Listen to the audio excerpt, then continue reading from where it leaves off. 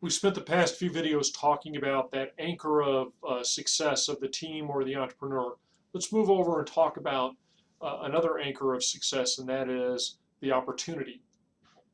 Um, One of the pitfalls that people talk about when they, or fall into when they start to talk about new ideas, is they talk about what's interesting to them. And that's natural because we all want to do something that's interesting to us. The key, though, is whether this adds value for the customer. Because ultimately, it's about people buying your stuff, or even if it's a nonprofit, people using your services. So you have to keep the focus at all times on how does this add value to the customer. And that's the principal, number one principal point of an opportunity. This is something that people would pay for. If we skip down to the third bullet, um, it's something that people would pay enough for and buy enough of such that you would have the volume of a robust market. In other words, your sales would be sufficient. You would have the margins, and then you would have the money-making characteristics that you need.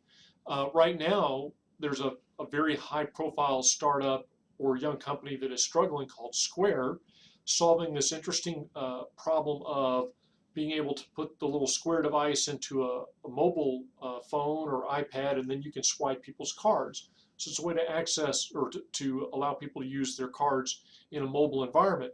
But the problem is it doesn't have a real strong money-making characteristics. A lot of the fees that they charge go to the credit card companies when they swipe, and they're finding that their margins aren't sufficient just on the basic service. So now they're in the midst of a pivot, trying to get to a position where they would have better money-making characteristics. I skipped over the idea of technically feasible. Some of you are familiar with the Dick Tracy cartoons. And so you see on the bottom of the slide, Dick Tracy first had a two-way walkie-talkie wristwatch in 1946 is when that showed up in the comics. So in 1946, they were talking about two-way walkie-talkies. Well, guess what? They got those. So then Dick Tracy had the two-way video wristwatch in 1964. When did we really get this capability with first the BlackBerry and then soon after with the iPhones? About 2005. So you see there was a 40-year gap between somebody saying it would be really useful if I could have a two-way video wristwatch and the technology catching up to it. Another pitfall that people will fall into is I can think of any number of cool ideas. For example, why don't we power our cars off of water instead of gas? Salt water, even better, because we got a lot of that. Cool. Problem, not technically feasible. So you don't do yourself any good when you pursue an opportunity that isn't yet technically feasible. And I'll illustrate that on the next slide. We're going to talk about several times in here the idea of solving a significant pain point. That really is an indicator of value to the end customer.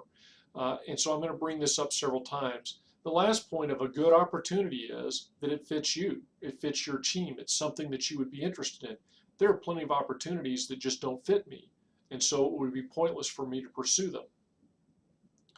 Then we struggle with, I just can't think of anything new. Everything in the world that can be done has been done. So let's talk about how it is that the windows of opportunities open for new companies. One is fairly obvious, and that's the growth of technology. And you can illustrate this any number of ways because the internet has revolutionized business in just about any way imaginable. But let me give you the example of the company Redbox, the DVD rental in a box. There were a couple of technologies that had to come together to make that company feasible. The gentleman who founded the company, who had the idea, said he'd been thinking about this ever since the era of the VHS tape stores where people went in and you rented VHS tapes. Well, what's the problem with a VHS tape versus a DVD? Clearly volume. They could keep a lot more inventory in that box when the world went to DVDs. So DVDs is one of the two pieces of technology that he was looking for. The second was people's trust in the technology to swipe the card. So as soon as he had DVDs and swipe cards, he knew that the time was right. So there's an example of how things that aren't technically feasible, as technology matures, becomes feasible. You see often these things don't operate in isolation. Think of GoPro cameras, a company, as I filmed this video, just filed for an IPO. So everybody knows GoPro, the extreme camera, extreme sports camera that people are fond of. Well, that's a technological innovation, clearly, but it's also a cultural innovation, because when you all do something cool, the first thing you think about is, oh, let me upload this. And so it was that opportunity to share, or that desire to share, that really made these things take off, because people film stuff on their GoPro and bang, it's on YouTube, it's on Facebook right away. And it was that desire to make it available to other people, in part, that powered that. The next point happens all the time, which is shifts in politics or in the legal structure. I'll give you an example of one. Under the Affordable Care Act, aka Obamacare, it mandates that doctors go to electronic medical records. That created a tremendous opportunity for companies to develop new forms of electronic medical records, because in a couple of years from now, if they don't have electronic medical records, they're actually going to get penalized.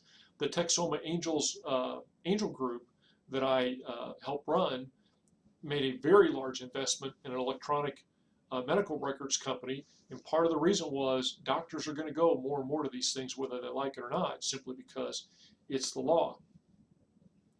The next bullet is a little bit more stealthy, the idea of market openings. This is finding a gap in the marketplace when it looks like it's really fully served.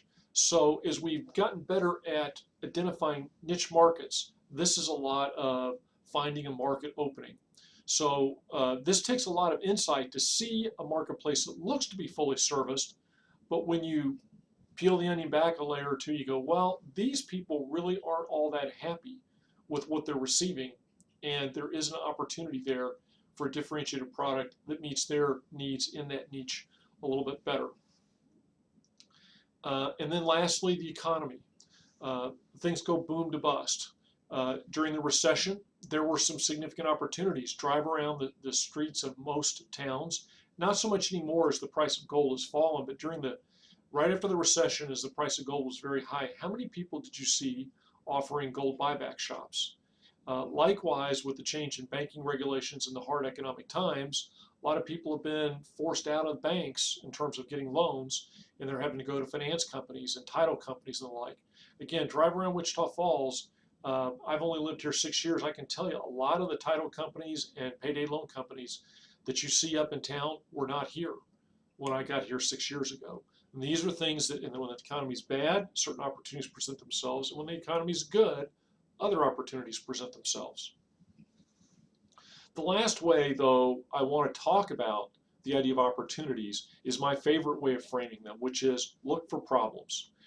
When someone has a problem in their life and they can figure out a way to solve it, there's a good chance that that problem, that other people have that problem, and that there's a potential business. So let me illustrate for you 3 businesses that solve a problem.